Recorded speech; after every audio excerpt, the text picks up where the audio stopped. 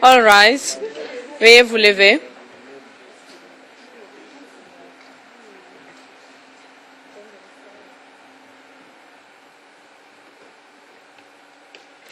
Please be seated. Veuillez vous asseoir.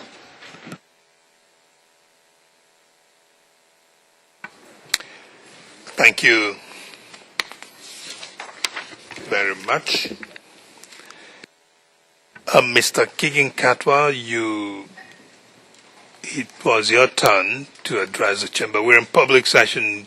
I suppose we should go back into private, or can you safely speak to the matter in open session? I'm okay with addressing it in open session, Mr. President.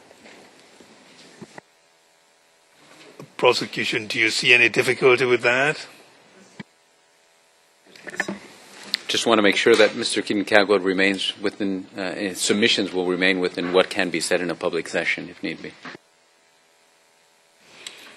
Thank you. Mr. Kigen-Katwa, proceed. I take it you're mindful of your obligations, especially, I take it most of your submissions will, in any event, be a question of, on the matter of the principle, isn't it? Yes, Mr. Thank you very much. Sorry. I've been reminded to adjust the announcement made in the morning. I hope it is not inconvenient. We are bringing back 30 minutes into today's proceedings. We had said before we would be adjourning at 3, but we would go until 3:30, unless there's great inconvenience that's been caused. Okay, I see. Thank you. Please proceed, Mr. Kigen-Katwa. Mr. President, we would want to have these proceedings conducted in open sessions under the provisions of Article 68, and we very much insist on them. It is our contention that the prosecution have not demonstrated adequate grounds to justify the need to give the type of protection to the next witness as they have asked for. Mr. President, the argument that the efforts that surrounded the testimony of the first witness are a reason why the type of protective measures asked for are justified, we submit, Mr. President and Your Honors, is wholly speculative. And we submit, Your Honors, that the right of Mr. Sang to trial in the open should not be taken away on the premises of speculation as propositioned by the prosecution. Mr. President and Your Honors, it is evident that the issue of the protective measures, and more specifically closed session, asked for in respect to this witness did not come from the VWU, but was actually at the instance of the prosecution, who say that in the course of their meeting with the witness, this issue spontaneously came up. And we think it's a very significant thing, Mr. President and Your Honors, that the VWU, in the course of arranging to bring the witness to this court and to make other provisions surrounding his stay, had not raised that issue until the prosecution, in their own words, obtained that spontaneous desire for that closed session. And we think, Mr. President, that that's a significant issue that should be taken into account.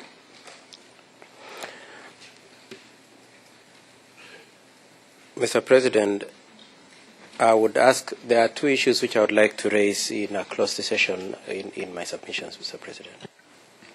We will go into closed session to do that, but before we do, on the last point you raised, it's not clear to me about the sequence of the meeting between the prosecution and the witness as one element of the sequence, and the second one being the meeting of the VWU with the witness as the other element of the sequence. It's not clear to me in what sequence that comes, but it doesn't really matter what sequence is engaged. For me, the question is,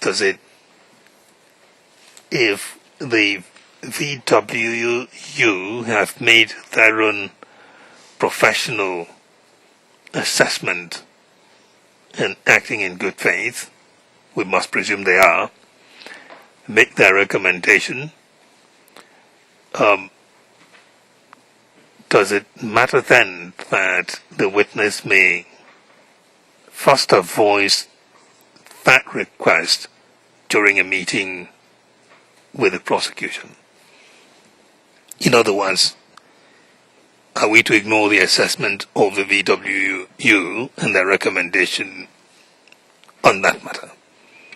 Mr. President, it is our submission that the genuineness of the concern of the witness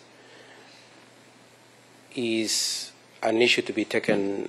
I mean, if the witness was really concerned for his protective measures, it would be expected that he would make that indication at the first opportunity. And that first opportunity includes when they made the VWU for purposes of being brought here. On the other hand, when that idea of the scope of the protective measures comes for the first time from the prosecution, and Mr. President, we reluctantly accept that the VWU are acting in good faith. We can make that concession, though I said reluctantly. But we can't say that about the prosecution. And so when it comes from the prosecution, Mr. President, we are hesitant to say that there wasn't a good faith around that issue when, according to the prosecution, it came up spontaneously in the course of proving, Mr. President. That is the distinction we wanted to make. We must presume good faith on the part of the prosecution as well as good faith on the part of the defense. That is how we operate. Yeah, I thought I should rectify that. Unless you have specific reason to impugn the good faith of somebody else, we should not presume bad faith. Mr. President, if you say we must, then we must. Please proceed. You want now to go into private session? Yes, Mr. President. Then we go into private session.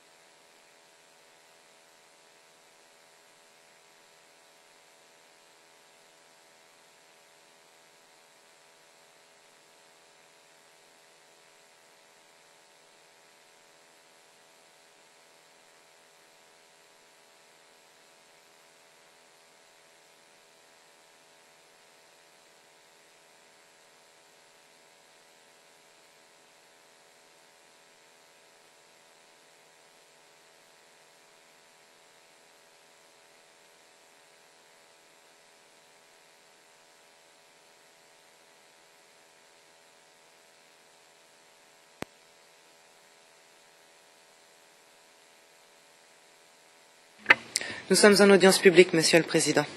Mr. President, we are in open session. Much. The chamber will now issue its ruling on the prosecutor's application for protection measures for witness 268 during the course of the testimony.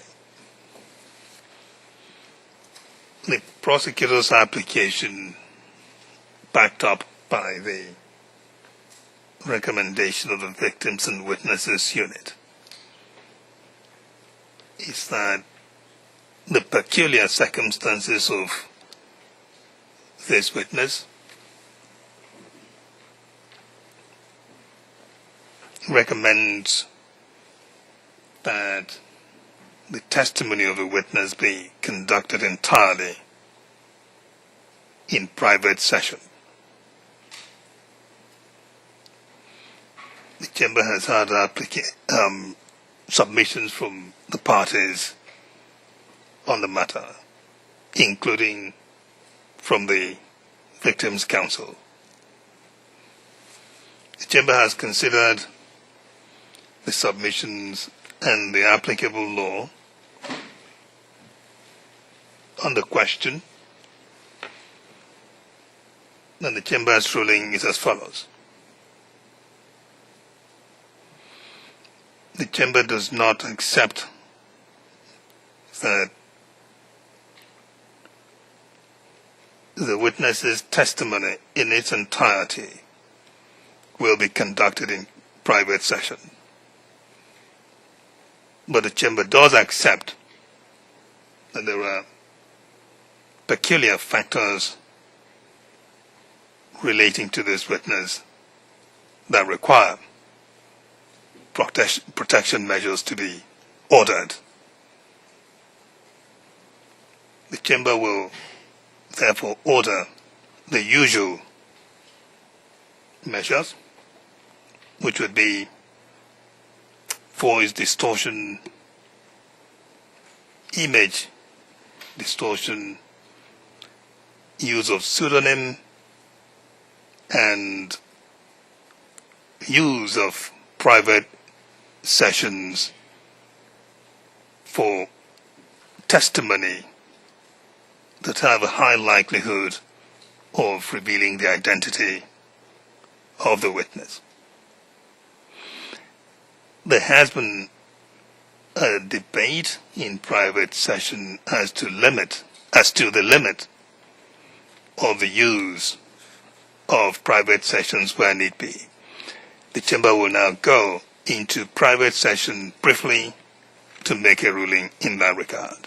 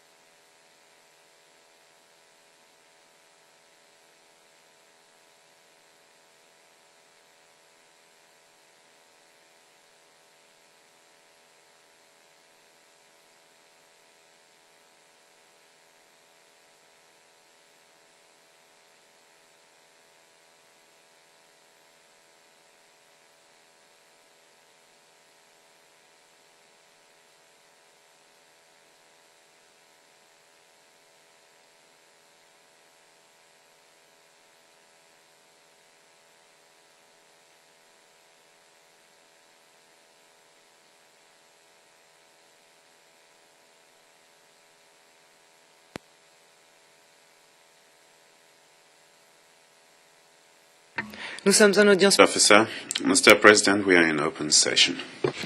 Thank you very much. Mr. Garcia, you may proceed. Sorry. Mrs. Steinberg, I misspoke. You may proceed. Please be mindful of Article 72 in your submission, so we are not discussing that sort of thing in the public session. Thank you, Your Honour. I don't think my reply will touch upon any of those issues. Just perhaps for the sake of the gallery who may not know what we are about, I will briefly respond to my learned friend for Mr. Ruto's request this morning for the limited excusal of Mr. Ruto from attendance next week, Monday to Wednesday, in the light of the ruling of the Appeals Chamber this morning.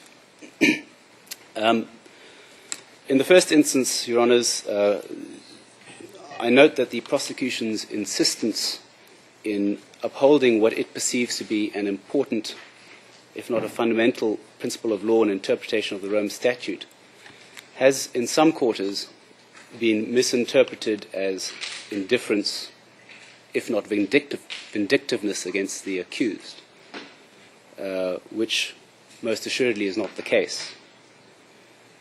The prosecution is accordingly grateful that the Appeals Chamber has vindicated its position in its decision this morning. However, we do also note that the majority of the Appeals Chamber has stressed the importance of maintaining a degree of flexibility in dealing with the issue of the continuous presence of the accused in court. The prosecution also notes that the accused has, to date, attended the proceedings faithfully, notwithstanding substantial pressures in his home country. The prosecution notes the limited nature and duration of the extension which is being sought, and the fact that the next two witnesses are already in The Hague and ready to testify, and we have a limited time left in which to deal with these witnesses. The prosecution also notes that, rightly or wrongly, the defense may have anticipated a different result to today's hearing, which, as my learned friend has already explained, is why he didn't bring this application sooner, rather than on the eve of the excusal, as it were. Therefore, Your Honours, in these exceptional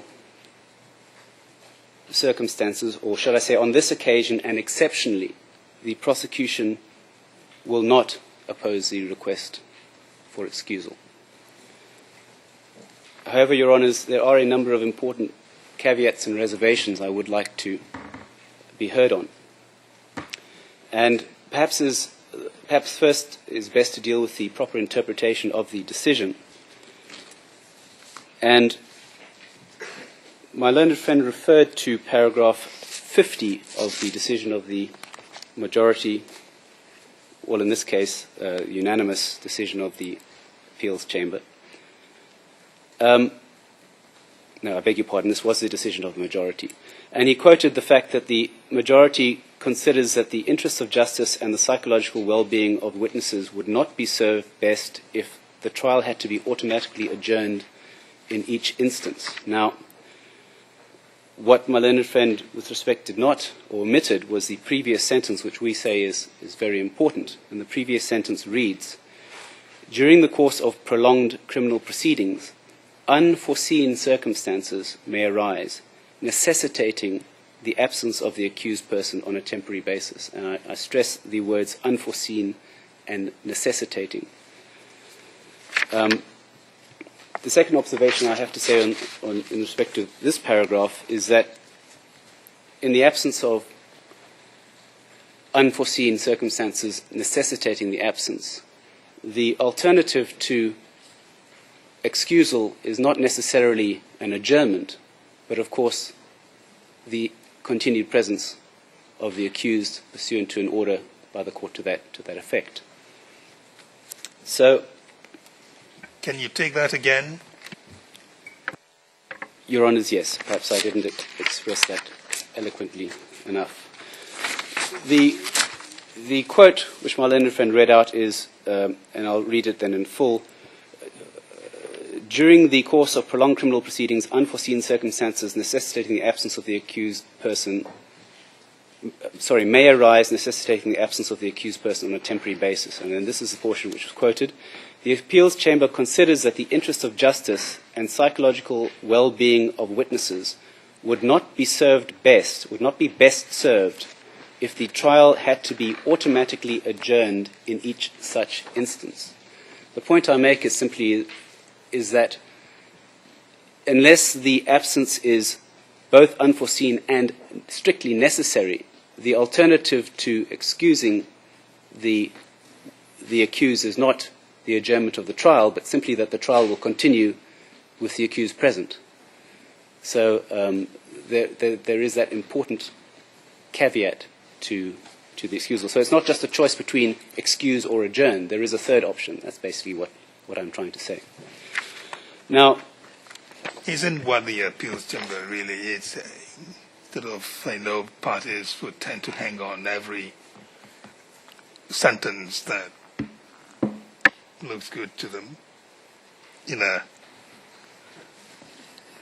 long decision, not too long, 27 pages. Isn't what the appeals chamber really saying is this, that the discretion to permit excusals does in fact exist, but that there are, should I say, a hexagon, six-sided wall that needs to be observed, within which the discretion may be exercised. As long as you are within those walls, you can exercise a discretion, trial chamber. Your Honours, yes, I would agree with that. At this stage, I'm simply trying to correct what I submit was perhaps an incomplete statement of what the appeals chamber said at paragraph 50. If I may now proceed then to the six-stage test, which Your Honour has correctly referred to, which appears at paragraph, beg your pardon, I believe it's paragraph 62. Yes, it's paragraph 62 of the majority decision. The concern which the prosecution had with the instant request goes to the first requirement, and that is that the absence of the accused can only take place in exceptional circumstances. And it is in this regard that the portion I've stressed in paragraph 50 is also connected. What is exceptional? We say exceptional circumstances are circumstances which are unforeseen and which necessitate, not make it convenient, not make it on a balance of convenience or something like that, necessitate the absence of the accused. So, how does the trial, the appeals chamber, do they supply guidance on what's exceptional? What do they say about what is exceptional? Your Honours, they do not, as far as I can see, specifically set out or give examples of what should be exceptional circumstances. The Court will bear with me one moment.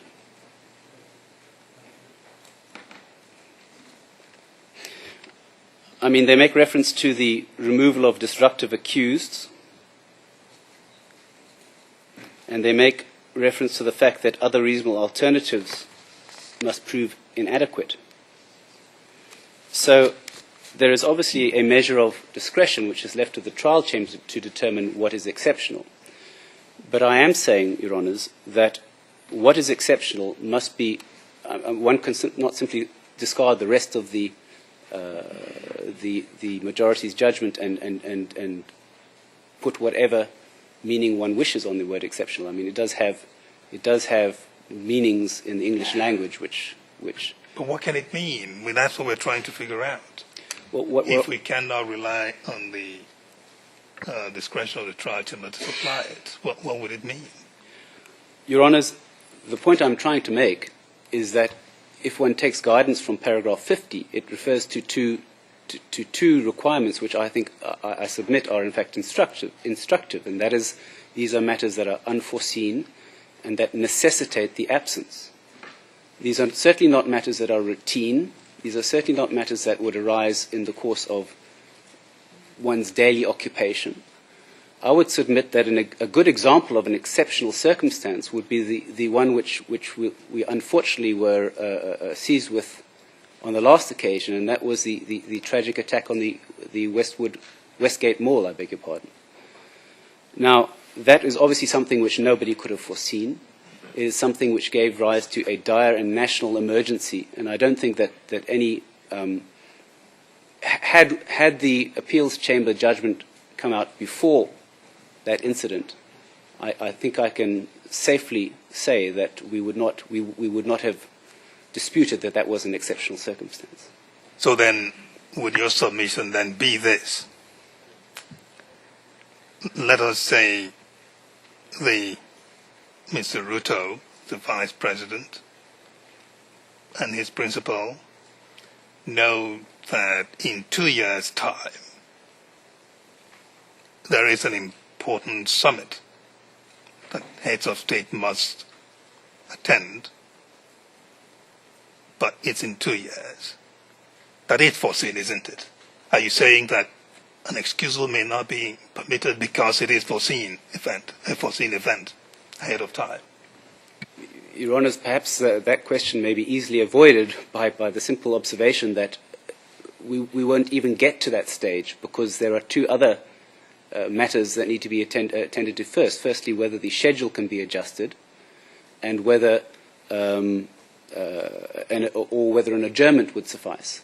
And those are not the only limits. Those were two matters which the appeal chamber specifically raised. So, if we know that in 2 years' time there's an important summit, these are matters that can be taken into account in my submission by the chamber and by the parties in the scheduling of the case, if it indeed is if it is for a limited period. What I submit would fall within the realms of exceptional circumstances are, as I've said, unforeseen, emergency sort of circumstances that arise and for which the absence of the accused is necessary, such as a medical emergency is one that comes to mind. The accused has to go in for an urgent operation. That would certainly, in my submission, fall within these parameters. Now, because this is a matter which requires the discretion of the court, and because one cannot legislate for every possible eventuality, I don't think that I would not wish to want to speculate on what might and what might not be exceptional circumstances, except to say that... But you raised it. You raised the question. You opened the discussion on what's exceptional and what is not. Didn't you? Yes, Your Honour. Perhaps I again didn't phrase that eloquently enough. I mean, we can go on debating and putting hypothetical examples forward and debating whether or not these would or would not be exceptional circumstances.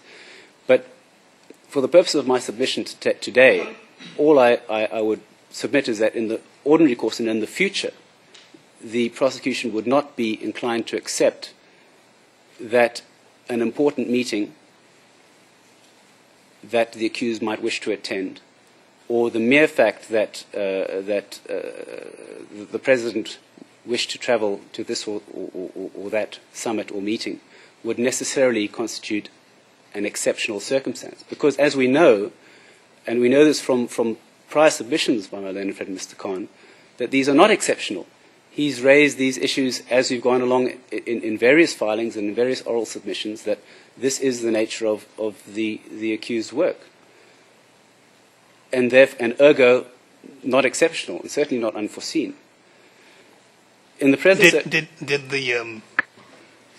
Did the appeals chamber overrule the trial chamber's assessment that important functions of an extraordinary dimension might constitute an exceptional circumstance that warrants excusal?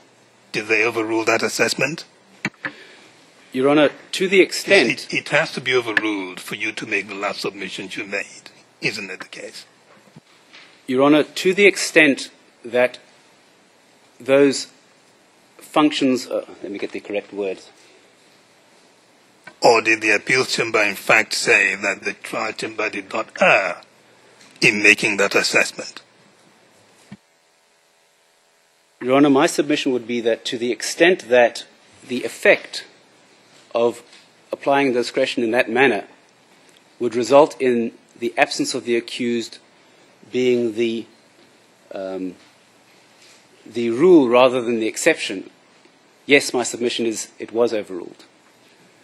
Not in terms, but that one cannot accept in advance and as a principle that these will in future excuse attendance on that basis alone.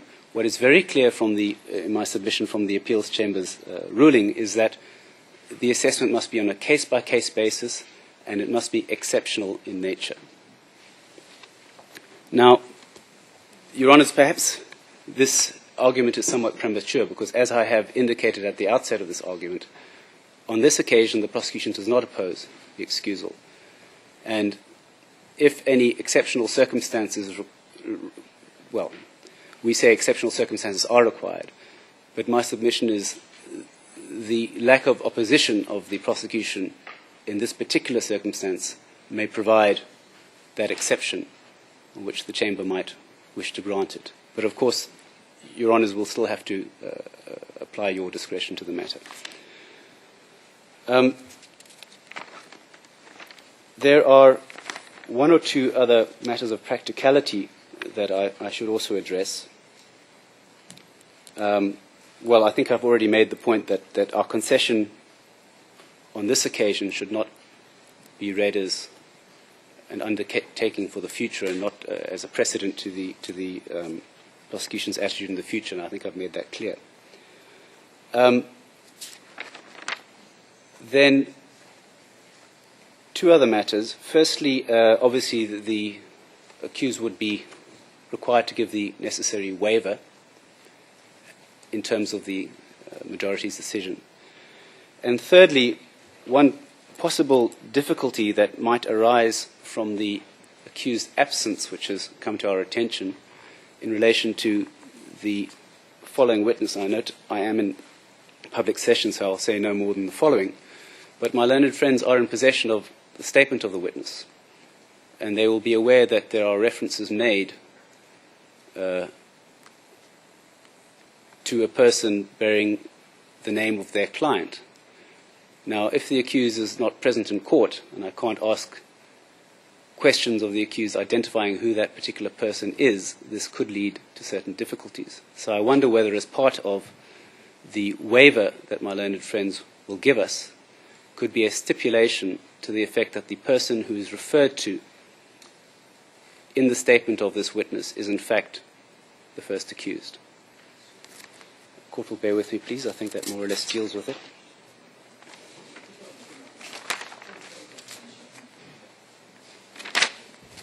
Yes, I'll be crossing the next witness, and I can make that concession.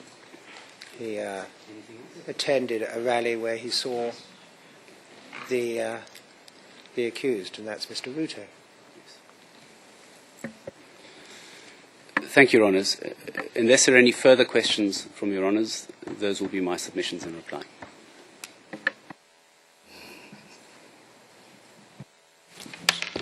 I'm grateful, Mr. President. Your Honours, the issue is not completely moot, because it's always useful to have some clarity.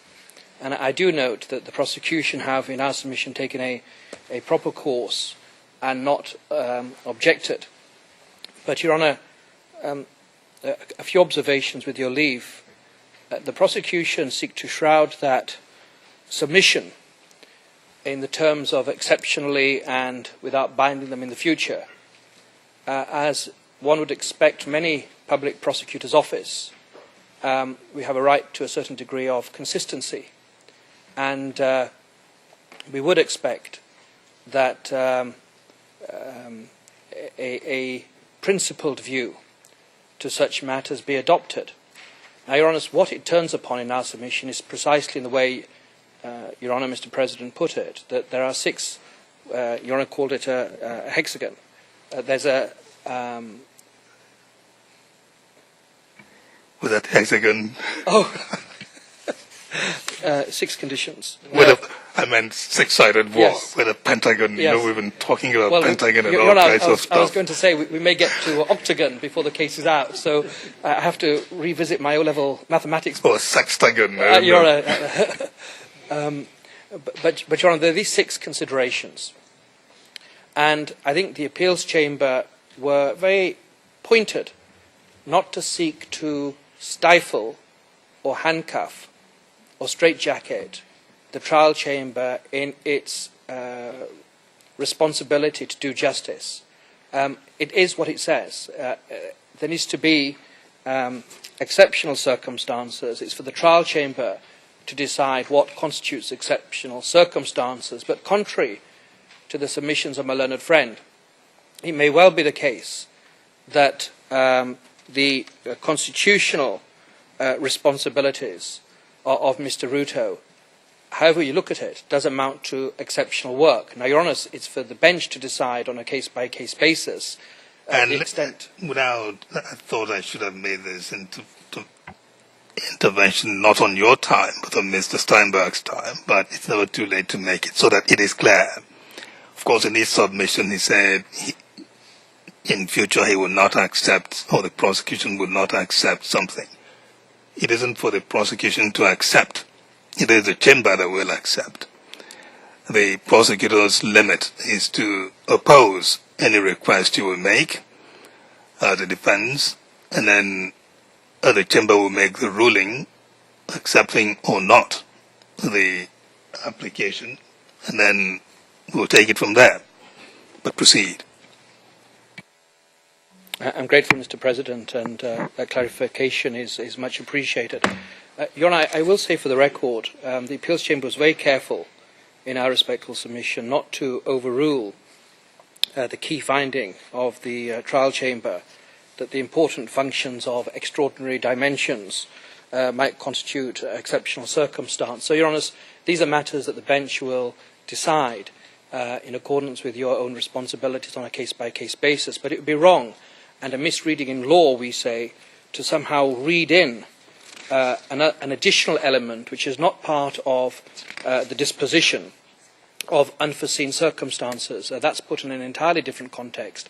It's not seeking to be restrictive or defining or to be an element of exceptional circumstance. And if one reads paragraph 50, you'll simply see that the way it's drafted makes that abundantly clear. It's but one example of the need for flexibility.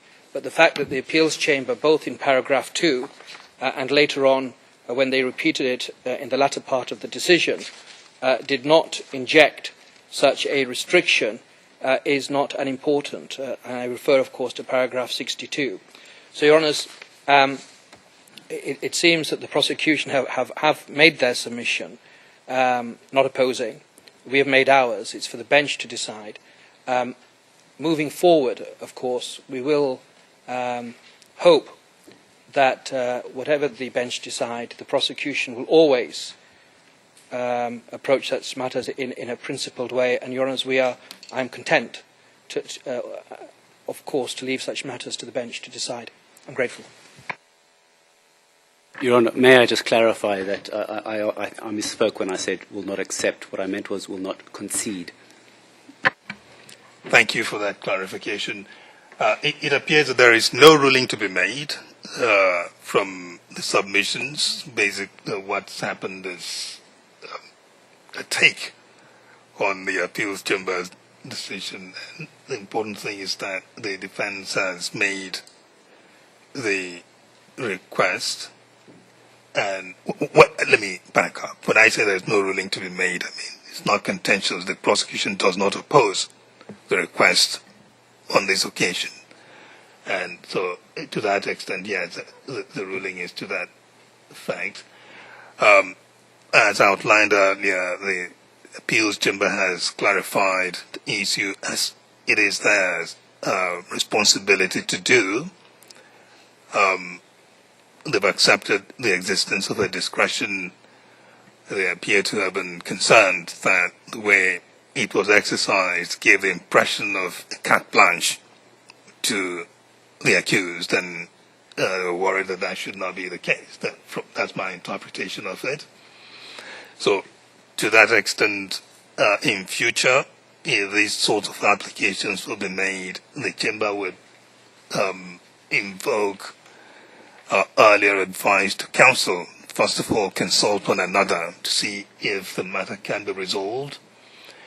If it cannot be resolved, then you bring it to the Chamber to litigate the question of the Chamber's exercise of a discretion on the matter.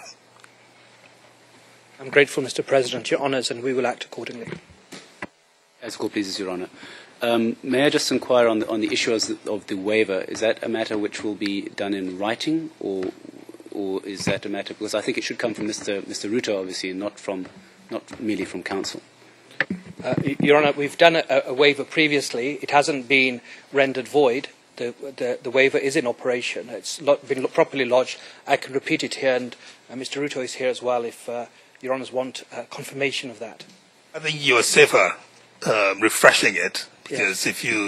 although the appeals chamber does recognize the discretion, but if you looked at it as positive, there's a way they put it, if they've overturned the earlier decision, question arises as to whether everything else you did under the umbrella of that earlier decision has now not been up to question.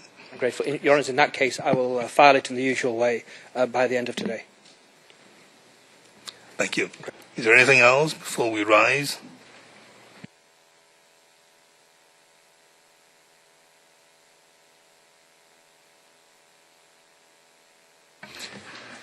Again, so we are left in no doubt as what has been done. The ruling is on the basis of the concession between the parties. The Chamber grants the request of the defence. I'm grateful, Your Honour. So the trial will continue as usual on Monday, and Mr. Ruto will be in attendance on Thursday morning, Yes. as usual. To the extent of your application that the prosecutor conceded I'm most or grateful. accepted. And Your Honour, before the end, I don't know if you wish me to raise it now or on Monday morning. There was another issue that I wish to raise relating to the next witness, and probably that should be done in private session. But I'm in Your Honour's hands to do it now or do it on Monday morning. It's better to do it on Monday morning. I'm grateful. Yes.